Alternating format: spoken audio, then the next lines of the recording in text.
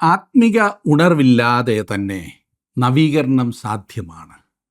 ഉണർവ് അല്ലാത്ത നവീകരണം യഥാർത്ഥമായ മാറ്റം ഒന്നും ഉണ്ടാക്കില്ല. ആരാധനാലയത്തിൽ പോവുകയും അവിടുത്തെ ആചാരങ്ങളിലൂടെയെല്ലാം കടന്നു പോവുകയും ചെയ്യുമ്പോഴും അതിലൊന്നിലും ഹൃദയമിടാതെയുള്ള പ്രഹസനം, ഒരു ചടങ്ങായി മാത്രം ഭക്തി തീർന്നിരിക്കുന്ന അവസ്ഥ, അത് ശോചനീയമാണ്.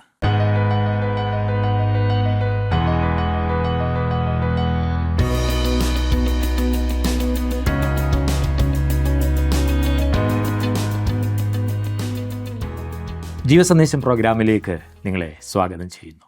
യഹോവ വരുത്തിയിട്ടല്ലാതെ നഗരത്തിൽ അനർത്ഥം ഭവിക്കുമോ എന്ന് ആമോസ് പ്രവാചകൻ്റെ ചോദ്യം നമുക്ക് അവഗണിക്കാൻ സാധ്യമല്ല.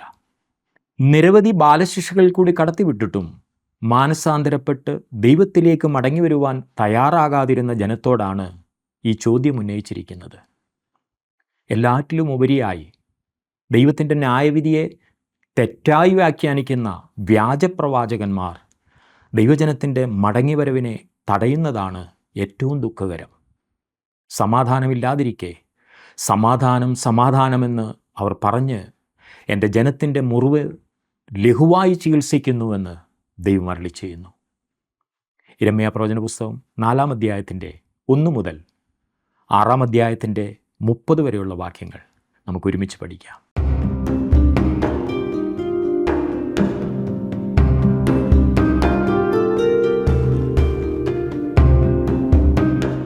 യിരെമ്യാ പ്രവചനം 4 മുതൽ 6 വരെയുള്ള അധ്യായങ്ങളിലേക്ക് നാം വരുമ്പോൾ ഈ പ്രവചനത്തിൻ്റെ പശ്ചാത്തലം ഉണർവാണ്. ഈ പ്രത്യേക ഭാഗത്തിൻ്റെ പശ്ചാത്തലം ഉണർവ് ഉണ്ടായി എങ്കിലും ഈ പറയുന്ന സമയത്ത് യോശിയ രാജാവിൻ്റെ ആ ഭരണസമയത്ത് ന്യായപ്രമാണ പുസ്തകം കണ്ടെത്തിയില്ലായിരുന്നു. അതുകൊണ്ട് തന്നെ ഇതിനെ ഞാൻ നവീകരണം എന്നത്ര വിളിക്കുന്നത്. ഉണർവല്ല, നവീകരണം. ഓർക്കണം, ഇത് രണ്ടും രണ്ടാണ്. പലരും ഇത് ഒന്നുപോലെ ചിന്തിക്കാറുണ്ട്. നവീകരണം എന്നാൽ വ്യവസ്ഥിതിയിലുള്ള പോരായ്മകളെ പരിഹരിക്കുകയാണ്, ഒരു തരം പുതുക്കപ്പെടൽ. എന്നാൽ ആത്മീയ ഉണർവെന്നാൽ ജീവനുള്ള സർവശക്തനായ ദൈവത്തിൻ്റെ സാന്നിധ്യബോധത്താൽ നിറയ്ക്കപ്പെടുന്ന അവസ്ഥയിലേക്ക് വ്യക്തികളും സമൂഹവും മാറ്റപ്പെടുന്നതാണ്. യിരെമ്യാവിൻ്റെ സമയത്ത് യഹൂദയിൽ കണ്ടത് വളരെ ഉപരിപ്ലവമായ ഒരു മാറ്റം മാത്രമാണ്. അതുകൊണ്ട് തന്നെ യോശിയ രാജാവ് ആത്മാർത്ഥതയില്ലാതെയാണ് പ്രവർത്തിച്ചത് എന്നല്ല ഞാൻ ഉദ്ദേശിച്ചത്. വളരെ ആത്മാർത്ഥമായിട്ട് തന്നെയാണ് രാജാവ് പ്രവർത്തിച്ചത്. തൻ്റെ ജനത്തിൻ്റെ സ്ഥിതിയിൽ മനം നൊന്ത് ദൈവഹിതം ചെയ്യുവാനുള്ള അതീവ താല്പര്യത്തോടെയാണ് യോശിയാവ് ഓരോന്നും ചെയ്തത്. യോശിയാവ് യിരെമ്യാവ് പറഞ്ഞതൊക്കെ ശ്രദ്ധിച്ചു. എന്നാൽ ദേശത്തെ ജനങ്ങൾ ഒരു ആത്മാർത്ഥമായ വിധത്തിൽ ദൈവത്തിങ്കിലേക്ക് തിരിഞ്ഞു എന്ന് പറയുക സാധ്യമല്ല. യിരെമ്യാവിൻ്റെ ചില പ്രവചനങ്ങൾ അന്നേരം തന്നെ നിറവേറിയിട്ടും മനുഷ്യരിൽ യാതൊരു മാറ്റവും കണ്ടിരുന്നില്ല. ഇങ്ങനെയാണ് മനുഷ്യർ എപ്പോഴും. ദൈവം പ്രവർത്തിക്കുന്നത് വ്യക്തമായി കണ്ടാൽ പോലും മനം തിരിയുവാൻ മനസ്സില്ലാത്ത മനുഷ്യർ. യിരെമ്യാ പ്രവചനം 3-ാം അധ്യായത്തിൽ ആരംഭിച്ച് 6-ാം അധ്യായത്തിൽ അവസാനിക്കുന്ന യിരെമ്യാ പ്രവാചകൻ്റെ 2ാമത്തെ ദൂതാണ് നാം ഇന്നിപ്പോൾ ചിന്തിക്കുവാൻ പോകുന്നത്. തൻ്റെ ജനത്തിൻ്റെ പിന്മാറ്റത്തെയാണ് ഇവിടെ ദൈവം കൈകാര്യം ചെയ്യുന്നത്.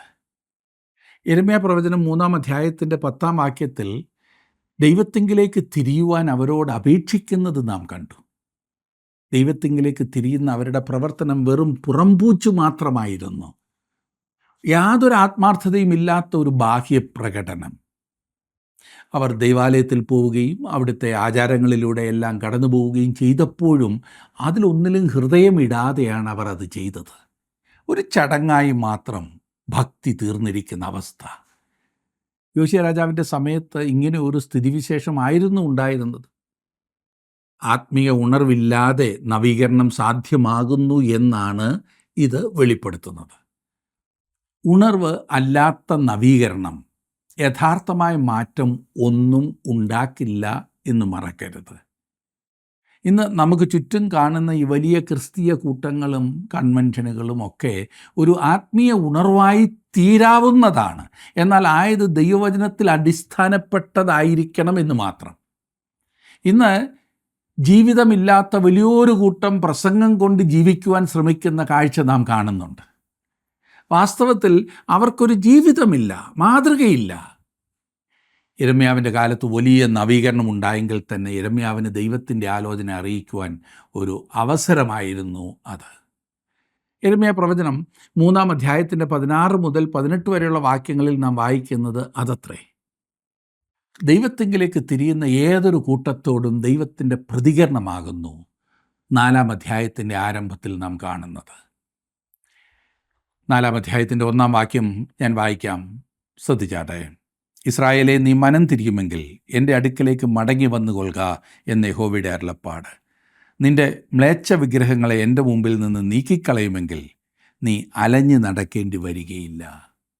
ദൈവത്തിന് ഈ ജനത്തോട് എന്തുമാത്രം കരുതലാകുന്നു എന്നൊന്ന് ശ്രദ്ധിച്ചേ.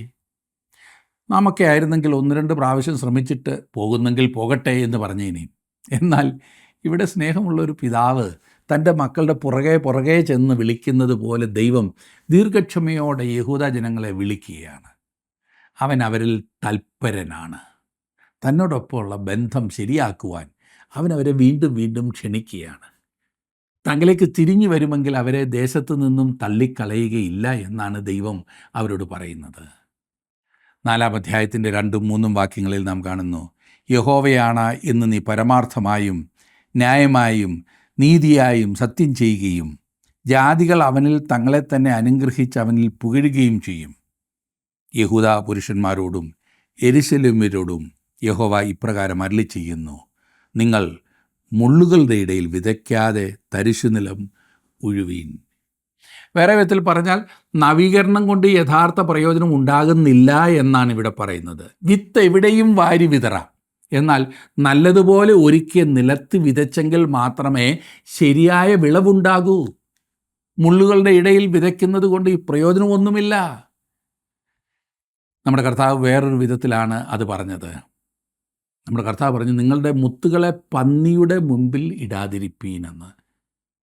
മത്തായി എഴുതിയ സുവിശേഷം 7-ാം അധ്യായത്തിൻ്റെ 6-ാം വാക്യത്തിൽ നാം അത് വായിക്കുന്നു.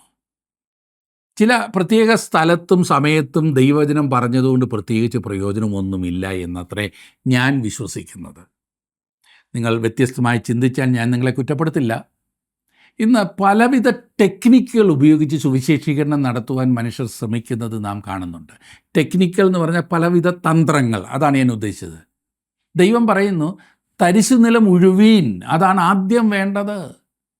ഈ ഭാഗത്തിൻ്റെ ബാക്കി ജനത്തെ ന്യായം വിധിക്കുന്നതായി പറഞ്ഞിരിക്കുന്ന ഭാഗമാകുന്നു. ദൈവം അവരെ ശിക്ഷിക്കുമെന്ന് പറയുന്നു. യഹോവയിലേക്ക് മടങ്ങി വരാനായി ദൈവം അവരെ ക്ഷണിക്കുന്നു. ഒടുവിലായി ന്യായവിധി വരുന്നതിനെക്കുറിച്ച് വളരെ വ്യക്തമായി മുൻകൂട്ടി പറയുന്നു. യിരെമ്യാവ് ഈ കാര്യം അറിയിക്കുന്നതിൽ ഒട്ടും ദാക്ഷിണ്യം കാണിക്കില്ല. ഇന്നത്തെ പ്രസംഗങ്ങളിൽ കേൾക്കുന്ന വിധത്തിലുള്ള ആശ്വസിപ്പിക്കലിൻ്റെയും പ്രോത്സാഹിപ്പിക്കലിൻ്റെയും വാക്കുകളേക്കാൾ അധികമായി പ്രവാചക ദൂതാണ് ഇന്ന് മനുഷ്യന് ആവശ്യം. തരിശ് നിലങ്ങൾ ഉഴുതുമറിക്കേണ്ടതായിട്ടുണ്ട്. ഇന്ന് നമ്മുടെ സമൂഹം ഭൗതിക സമൃദ്ധിയുടെ പിൻപേ ആകുന്നു എപ്പോഴും ഇങ്ങനെ ഓടിക്കൊണ്ടിരിക്കുന്നത്. ഏത് കുറുക്ക് വഴികളിലൂടെയും സമ്പത്ത് വർദ്ധിപ്പിക്കണമെന്ന ചിന്തയിലാകുന്നു മനുഷ്യരെല്ലാം. അത് നികുതി വെട്ടിച്ചിട്ടാണെങ്കിലും അത് എന്തൊക്കെ കാട്ടിക്കൂട്ടിയിട്ടാണെങ്കിലും അവർക്ക് അവരുടെ സമ്പത്ത് വർദ്ധിപ്പിക്കണം. അതുതന്നെ എത്ര കിട്ടിയാലും മതിയാകുകയുമില്ല. ഇന്നൊരു മടങ്ങി വരവ് ആവശ്യമാണ്. യഹൂദ തങ്കലേക്ക് മടങ്ങി വരുവാനുള്ള ഒരു അവസരം ദൈവം അവർക്ക് വീണ്ടും നൽകുന്നു, നമുക്കും. 4-ാം വാക്യം, യഹൂദ പുരുഷന്മാരും യെരൂശലേം നിവാസികളുമായുള്ളവരെ, നിങ്ങളുടെ ദുഷ്പ്രവൃത്തികൾ നിമിത്തം എൻ്റെ കോപം തീ പോലെ ജ്വലിച്ച് ആർക്കും കെടുത്തുകൂടാതെ വണ്ണം കത്താതിരിക്കേണ്ടതിന് നിങ്ങളെ തന്നെ യഹോവയ്ക്കായി പരിച്ഛേദന ചെയ്ത് നിങ്ങളുടെ ഹൃദയത്തിൻ്റെ അഗ്രചർമ്മം നീക്കിക്കളവീൻ. യിരെമ്യാവിൻ്റെ ജനം ബാഹ്യമായ ഒരു പരിച്ഛേദന കൊണ്ട് എല്ലാമായി എന്ന ചിന്തയിൽ കഴിഞ്ഞുകൂടുകയാണ്. പലരും അങ്ങനെയാണ്, ബാഹ്യമായി ഏതാണ്ടൊക്കെ ചെയ്തിട്ട് എല്ലാമായി എന്ന് ചിന്തിക്കുന്നു. ഈ പ്രത്യേക ആചാരത്തിലൂടെ ഈ ജനം ഇസ്രായേൽ രാഷ്ട്രത്തിൻ്റെ ഭാഗമാകുന്നു എന്ന് സ്ഥാപിക്കുകയായിരുന്നു ഉദ്ദേശം. പരിച്ഛേദനയിലൂടെ. എന്നാൽ ദൈവം അതൊരു ആചാരമായി മാത്രമല്ല കൊടുത്തത്, അതിനൊരു വ്യക്തമായ ആത്മീയ മൂല്യമുണ്ടായിരുന്നു. അവരുടെ ഹൃദയം ദൈവത്തിങ്കിലേക്ക് തിരിയണമായിരുന്നു. തുടർന്ന് യിരെമ്യാവ് അവരോട് പറയുന്നത് വടക്ക് നിന്നൊരു ശക്തി അവർക്ക് നേരെ വരുന്നു എന്നുള്ളതാണ്. അത് ബാബിലോൺ ആയിരിക്കും. അവർ യഹൂദയെ നശിപ്പിക്കും. 6 മുതൽ 8 വരെയുള്ള വാക്യങ്ങളിൽ അതാണ് പ്രവാചകൻ പറയുന്നത്. 6 മുതൽ സിയോന് കൊടി ഉയർത്തുവിൻ, നിൽക്കാതെ ഓടിപ്പോകുവിൻ. ഞാൻ വടക്ക് നിന്ന് അനർത്ഥവും വലിയ നാശവും വരുത്തും. സിംഹം പള്ളക്കാട്ടിൽ നിന്ന് ഇളകിയിരിക്കുന്നു.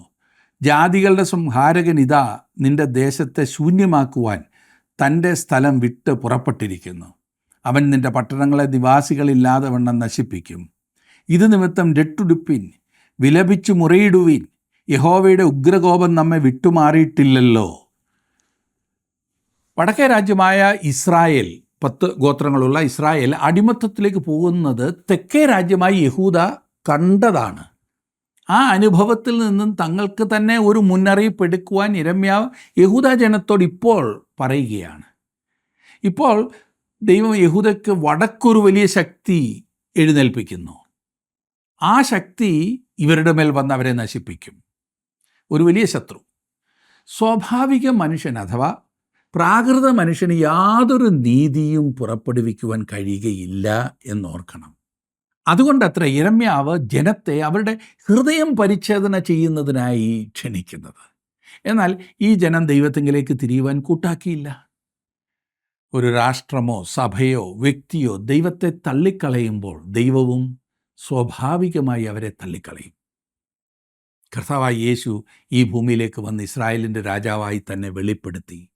ആ ജനം അവനെ തള്ളിക്കളഞ്ഞപ്പോൾ, അവനെ അവർക്ക് വേണ്ട എന്ന് അവർ പറഞ്ഞപ്പോൾ അവനും അവരെ തള്ളിക്കളഞ്ഞു. ക്രിസ്തു ആ ജനത്തോട് പറഞ്ഞത് നിങ്ങളുടെ ഭവനം ശൂന്യമായി തീരുമെന്നത്രേ. മത്തായി എഴുതിയ സുവിശേഷം 23-ാം അധ്യായത്തിന് 38-ാം വാക്യം. മത്തായി എഴുതിയ സുവിശേഷം 23-ാം അധ്യായം മുഴുവൻ വായിച്ചാലും ഈ ചിന്തയാണ് നാം കാണുന്നത്. നാം ഈ ഭയാനകമായ പ്രസ്താവനകൾ അവിടെ കാണുന്നു. ഈ അധ്യായം താങ്കളെ ഭയപ്പെടുത്തുന്നില്ല എങ്കിൽ ഇതിനേക്കാൾ ഭയാനകമായി എന്താണുള്ളത്? സൗമ്യനായ യേശു തന്നെയാണ്, എന്നാൽ തന്നെ വേണ്ടാത്തവരെ അവനും വേണ്ട എന്ന് വെച്ചു. എന്നെ ശ്രദ്ധിക്കുന്ന സുഹൃത്തെ, താങ്കൾക്ക് ദൈവത്തെ തള്ളിക്കളയുവാനുള്ള സ്വാതന്ത്ര്യമുണ്ട്. അത് താങ്കളുടെ സ്വന്തമായ തീരുമാനമാകാം. എന്നാൽ മറക്കരുത്, താങ്കൾ ദൈവത്തെ തള്ളിയെന്നാൽ ദൈവവും താങ്കളെ തള്ളും. അവിടുന്ന് കൃപാലുവാണ്, നല്ലവനാണ്, ദീർഘക്ഷമയുള്ളവനാണ്. താങ്കളിലേക്ക് തിരിയുവാൻ അവൻ ആവശ്യത്തിലധികം അവസരങ്ങൾ താങ്കൾക്കും എനിക്കും നൽകുന്നുണ്ട്. എന്നാൽ അവസരങ്ങൾ ലഭിച്ചിട്ടും അതിനെ തള്ളിക്കളഞ്ഞവരെ ദൈവം കൈകാര്യം ചെയ്തിട്ടുള്ളത് നാം കാണുന്നു. അത് ഭയാനകമാണ്. അത് ഇസ്രായേലാകാം, സഭയാകാം, രാഷ്ട്രങ്ങളാകാം, വ്യക്തികളാകാം. ദൈവം അവരെ തള്ളിക്കളയുന്നു. അപ്പോൾ മറ്റെല്ലാ മനുഷ്യരും അവരെ പ്രയോജനമില്ലാത്തവരെന്ന് കണ്ട് തള്ളിക്കളയുന്നു. ജീവനുള്ള സത്യദൈവത്തെ പിൻപറ്റുന്നു എന്ന് ഭാവിക്കുന്ന അനേകം ആളുകൾ നമുക്ക് ചുറ്റുമുന്നുണ്ട്. അവരിൽ ഒട്ടനേകവും ക്രിസ്തീയ സഭകളിലെ അംഗങ്ങളാകുന്നു എന്നതാണ് വിചിത്രം. നമ്മുടെ ക്രിസ്തീയ സമൂഹത്തിൽ തന്നെ ദൈവവചനത്തിന് പ്രാധാന്യം കൊടുത്ത് ജീവനുള്ള സത്യദൈവത്തെ പിൻപറ്റുവാൻ ശ്രമിക്കുന്നവർ എത്രയോ ചുരുക്കമാകുന്നു. യിരെമ്യാവിൻ്റെ സമയത്ത് ഇതുപോലെ തന്നെ ഒരനുഭവത്തിലാകുന്നു നമ്മുടെ സമൂഹം ഇന്ന്. ഇസ്രായേൽ രാഷ്ട്രം തങ്ങളുടെ ദൈവത്തെ തള്ളിക്കളഞ്ഞു. എന്നാൽ തങ്ങൾ ഇപ്പോഴും ദൈവത്തെ തന്നെ പിൻപറ്റുകയാകുന്നു എന്നാണ് ആ ജനം അഭിനയിച്ചിരുന്നത്. അങ്ങനെ ഈ ജനം ദൈവത്തെ തള്ളിക്കളഞ്ഞതുകൊണ്ട് അധികം താമസിക്കാതെ ദൈവം തങ്ങളെ തള്ളിക്കളഞ്ഞു എന്ന് മനസ്സിലാക്കും. ലോകവും തങ്ങളെ തള്ളിക്കളഞ്ഞു എന്നവർ കാണും. തങ്ങൾ ദൈവഭയമുള്ളവരെന്ന് അഭിനയിച്ചിട്ട് ലോകം അവരെ ഭക്തരായി കാണുവാൻ ആഗ്രഹിച്ചാൽ അത് നടക്കുന്ന കാര്യമല്ല. അധികം താമസിക്കാതെ ലോകം അവരുടെ കപട നാടകം കണ്ടുപിടിക്കും. ഒരു കാലത്ത് വളരെയേറെ വിശുദ്ധിയും വേർപാടും പറഞ്ഞിരുന്ന സമൂഹങ്ങളൊക്കെ ഇന്ന് സമൂഹത്തിൽ നാറുകയാണ്. തങ്ങളുടെ ഭക്തി പുറത്തുള്ളവർക്ക് മനസ്സിലാക്കുവാൻ കഴിയാത്തത് കൊണ്ടാണ് തങ്ങളെ കുറ്റം പറയുന്നത് എന്ന് ഉപാധി പറയുന്ന ഈ വ്യക്തികൾ വാസ്തവത്തിൽ ഭക്തി അഭിനയിക്കുക മാത്രമല്ല ചെയ്യുന്നത്. അതുകൊണ്ടാണ് ഈ നാറ്റം. ഇന്നും ജീവിതത്തിൽ വിജയിക്കാത്ത എത്രയെത്ര സ്വഭാവങ്ങളില്ലേ? ഇങ്ങനെ തുറന്നടിച്ചാൽ പലർക്കും ഇഷ്ടപ്പെടില്ല എന്നെനിക്കറിയാം. പക്ഷേ ഉള്ളത് പറഞ്ഞില്ല എങ്കിൽ ഉള്ള അവസ്ഥ എങ്ങനെ മനസ്സിലാക്കും? ആരും അഭിനന്ദിക്കണമെന്നല്ല ഞാൻ ആഗ്രഹിക്കുന്നത്. പിന്നെയോ എന്നെ ശ്രദ്ധിക്കുന്നവർ അനുഗ്രഹിക്കപ്പെടണം എന്നത്രേ ഞാൻ ആഗ്രഹിക്കുന്നത്. യിരെമ്യാ പ്രവാചകൻ സംസാരിക്കുന്നത് പോലെ സംസാരിച്ചാൽ ആർക്കാണ് ഇഷ്ടപ്പെടുക? ഇഷ്ടപ്പെട്ടില്ല എങ്കിൽ സാരമില്ല. താങ്കളുടെ ഹൃദയത്തെ ഒന്ന് സ്വയപരിശോധന ചെയ്താൽ മാത്രം മതി.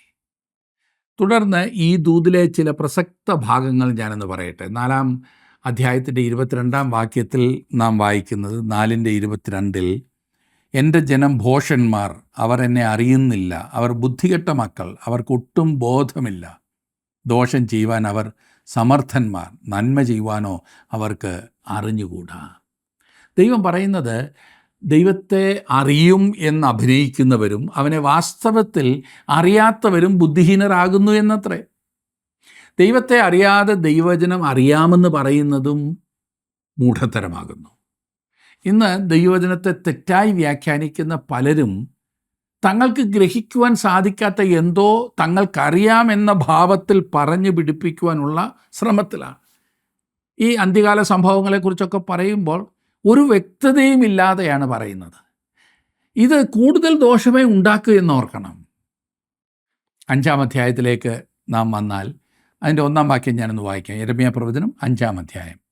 ന്യായം പ്രവർത്തിക്കുകയും വിശ്വസ്തത കാണിക്കുകയും ചെയ്യുന്നവനുണ്ടോ? ഒരുത്തനെ കാണുമോ എന്ന് യെരുശലേമിൻ്റെ വീഥികളിൽ ചുറ്റി നടന്ന് അന്വേഷിക്കുകയും അതിൻ്റെ വിശാല സ്ഥലങ്ങളിൽ തിരഞ്ഞ് അറിയുകയും ചെയ്യുവീൻ. കണ്ടു എങ്കിൽ ഞാൻ അതിനോട് ക്ഷമിക്കും.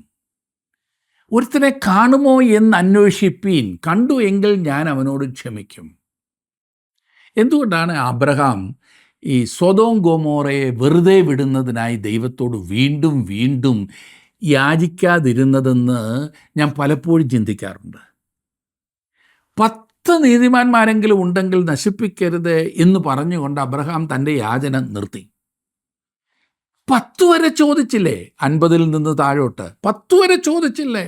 എന്നാൽ ഒരു 5, 2, 1 ഒക്കെ ആക്കരുതായിരുന്നോ?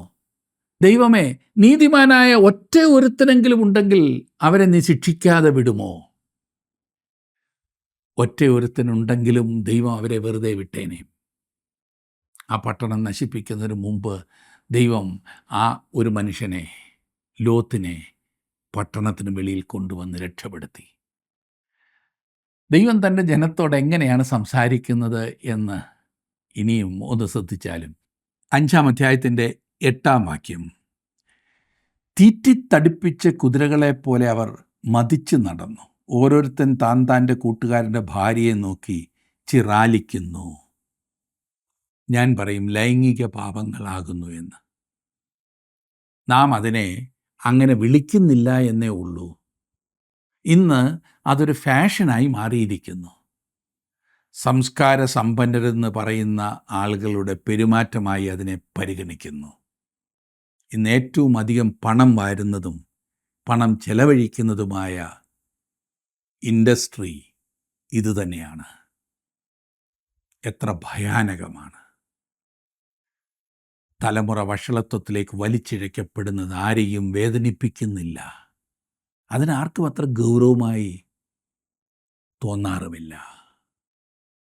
27-ാം വാക്യം നാം വായിക്കുമ്പോൾ, കൂട്ടിൽ പക്ഷി നിറഞ്ഞിരിക്കുന്നത് പോലെ അവരുടെ വീട്ടിൽ വഞ്ചന നിറഞ്ഞിരിക്കുന്നു. അങ്ങനെ അവർ മഹാന്മാരും ധനവാന്മാരുമായി തീർന്നിരിക്കുന്നു. അനേകം കുഞ്ഞുങ്ങൾ തങ്ങളുടെ ഭവനത്തിലെ അന്തരീക്ഷത്തിൽ മനം നൊന്ത് വീട് വിട്ടിറങ്ങിപ്പോകുന്നത് നാം കാണുന്നു. ഈ വാക്യത്തിലും അതുപോലൊരു സാഹചര്യത്തെ നാം കാണുന്നു. ബുദ്ധിമുട്ടിക്കുന്ന കുടുംബാന്തരീക്ഷം. ദൈവശബ്ദം കേൾക്കുവാൻ യഹൂദ കൂട്ടാക്കാത്തതാണ് 6-ാം അധ്യായത്തിലെ വിഷയം. അതോടെ യിരെമ്യാവ് തൻ്റെ ആദ്യത്തെ ദൂതും ഉപസംഹരിക്കുന്നതായി നാം കാണും. ഈ ഭാഗങ്ങൾ നിങ്ങൾ ശ്രദ്ധിച്ചു വായിക്കും എന്ന് ഞാൻ വിശ്വസിക്കട്ടെ. 6-ാം അധ്യായത്തിലേക്ക് വന്നാൽ അതിൻ്റെ 13-ാം വാക്യമാണ് ഞാൻ വായിപ്പാൻ പോകുന്നത്.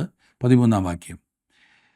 അവരൊക്കെയും ആബാലവൃദ്ധം ദ്രവ്യാഗ്രഹികളാകുന്നു. പ്രവാചകന്മാരും പുരോഹിതന്മാരും ഒരുപോലെ വ്യാജം പ്രവർത്തിക്കുന്നു.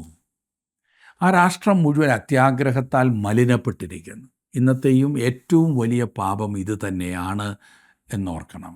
ഒന്നുകൊണ്ടും തൃപ്തി വരാത്ത ജനം, പണത്തോടുള്ള ആർത്തി, സുഖത്തോടുള്ള ആർത്തി, പദവിയോടുള്ള ആർത്തി, പ്രശസ്തിയോടുള്ള ആർത്തി, ലൈംഗികതയോടുള്ള ആർത്തി, ഇതൊക്കെയാണ് മനുഷ്യർ ഇന്ന് അത്യാഗ്രഹത്തോടെ കാണുന്നതും ഇതിനൊക്കെ വേണ്ടിയിട്ടാണ് ഓടി നടക്കുന്നത്. എങ്ങനെങ്കിലും സുഖിക്കണം, എങ്ങനെങ്കിലും കൂടുതൽ കൂടുതൽ വാരിക്കൂട്ടണം. എന്തിനാണെന്ന് ഒരു പിടിയുമില്ല. ദൈവമക്കൾ എന്ന് പറയുന്നവർ പോലും, ദൈവവേലയിലായിരിക്കുന്നവർ പോലും ഈ മാനദണ്ഡം മുൻപിൽ വെച്ചുകൊണ്ടാണ് പ്രവർത്തിക്കുന്നത് എന്നുള്ളത് നാം ആയിരിക്കുന്ന വഷളത്വത്തിൻ്റെ അങ്ങേ അറ്റം കാണിക്കുന്നതല്ലേ? നമ്മുടെയൊക്കെ കണ്ണ് കുരുടാക്കി പിശാചിന്ന് ആർത്തട്ടഹസിക്കുകയാണ്. 6-ാം അധ്യായത്തിൻ്റെ 14-ാം വാക്യത്തിൽ നാം വായിക്കുന്നത്, സമാധാനമില്ലാതിരിക്കെ സമാധാനം സമാധാനം എന്ന് അവർ പറഞ്ഞ് എൻ്റെ ജനത്തിൻ്റെ മുറിവിന് ലഘുവായി ചികിത്സിക്കുന്നു. ഉപരിപ്ലവമായ ഒരു നവീകരണം ഉണ്ടായി, സത്യമാണ്. എന്നാൽ ആഴമായി ഒന്നും കണ്ടില്ല. ഒരു ചെറിയ സൗഖ്യമുണ്ടായി, എന്നാൽ അത് അർബുദം ബാധിച്ചിടത്ത് മണക്കുന്ന പൗഡർ ഇട്ടിട്ട് സുഖമായി എന്ന് പറഞ്ഞ് വീട്ടിൽ വിടുന്ന പോലെ മാത്രമായിരുന്നു. എങ്ങും ഒട്ടും സമാധാനമില്ലാതിരിക്കുമ്പോൾ ജനം സമാധാനം സമാധാനം എന്ന് പറഞ്ഞുകൊണ്ടിരിക്കുന്നു. ഇന്ന് അനേകരും ചെയ്യുന്നത് ഇത് തന്നെയല്ലേ? സമാധാനത്തെക്കുറിച്ച് നാം വളരെയേറെ കേൾക്കുന്നു, എന്നാൽ അത് ഒട്ടുമില്ല എന്ന് ആർക്കാണ് അറിയാൻ പാടില്ലാത്തത്? വച്ച് കെട്ടിയ ഒരു സമാധാനം വാസ്തവത്തിൽ സമാധാനമേ അല്ല, ഒരു ഡ്യൂപ്ലിക്കേറ്റ് സമാധാനം.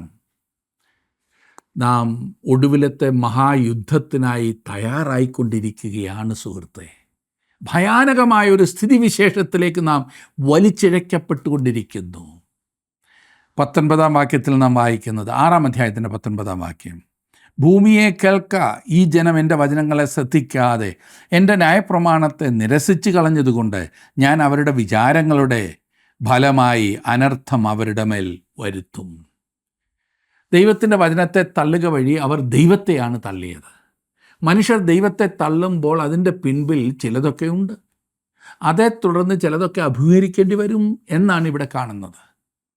6-ാം അധ്യായത്തിൻ്റെ 30-ാം വാക്യത്തിൽ നാം കാണുന്നത്, യഹോവ അവരെ ത്യജിച്ച് കളഞ്ഞതുകൊണ്ട് അവർക്ക് കറുക്കൻ വെള്ളി എന്ന് പേരാകും. കറുക്കൻ വെള്ളി എന്ന് പറഞ്ഞതിൽ കറക്കൻ എന്ന പദത്തിന് തള്ളിക്കളഞ്ഞത്, ത്യജിച്ചത് എന്നൊക്കെയാണ് അർത്ഥമുള്ളത്. കറക്കൻ വെള്ളി അഥവാ തള്ളിക്കളഞ്ഞ വെള്ളി എന്നവരെ വിളിക്കും. പ്രയോജനമില്ലാത്ത വെള്ളി, ആർക്കും വേണ്ടാത്തത്. യഹൂദയിലെ ജനത്തോട് ദൈവം പറയുന്നത്, നിങ്ങൾ എൻ്റെ നിയമത്തെ ത്യജിച്ചു, ഞാനും നിങ്ങളെ ത്യജിക്കും. ഞാൻ നിങ്ങളെ ത്യജിക്കുമ്പോൾ ലോകത്തിലെ മനുഷ്യരും നിങ്ങളെ ത്യജിക്കുവാൻ പോവുകയാണ്. അതാണ് ദൈവം പറയുന്നത്.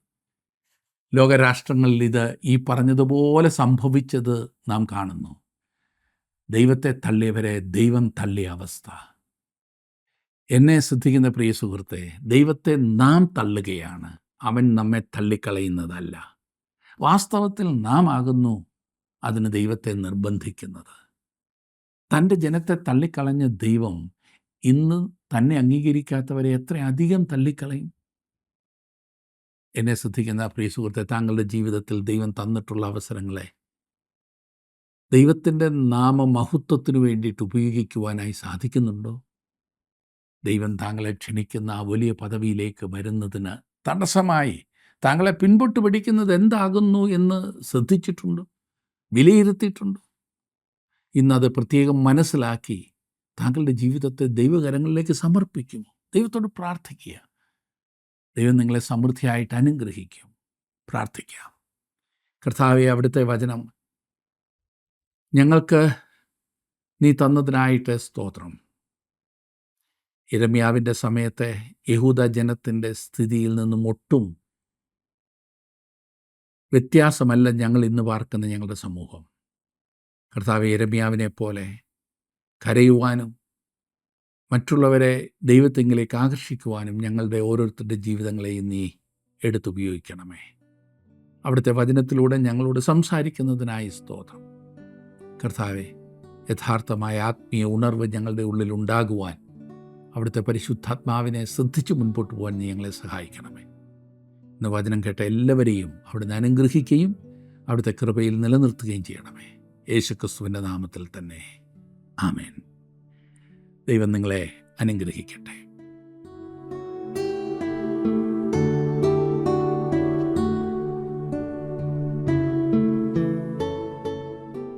ദൈവത്തിങ്കിലേക്ക് മടങ്ങി വരുവാനുള്ള വഴിയറിയാതെ പകച്ചു നിൽക്കുന്ന ജനത്തോടുള്ള ദൈവത്തിൻ്റെ അരുളപ്പാട് ഇക്കാലത്തും അന്വർത്ഥമാണ്. നിങ്ങൾ വഴികളിൽ ചെന്ന് നല്ല വഴി ഏതെന്ന് പഴയ പാതകളെ നോക്കി ചോദിച്ച് അതിൽ നടപ്പീൻ, എന്നാൽ നിങ്ങളുടെ മനസ്സിന് വിശ്രാമം ലഭിക്കും എന്നാകുന്നു ദൈവം ബുദ്ധി ഉപദേശിക്കുന്നത്. ദൈവജനത്തിൻ്റെ യഥാസ്ഥാപനത്തിനായി നൂതന മാർഗങ്ങൾ അന്വേഷിക്കുകയല്ല, ദൈവവചനത്തിലേക്ക് മടങ്ങി വരേണ്ടതാണ് ആവശ്യമായിരിക്കുന്നത്. വായിൽ ദൈവത്തിൻ്റെ വചനമായ തീയുള്ള ദൈവത്തിൻ്റെ പ്രവാചകന്മാരാകുന്നു ഇന്നിൻ്റെയും ആവശ്യം.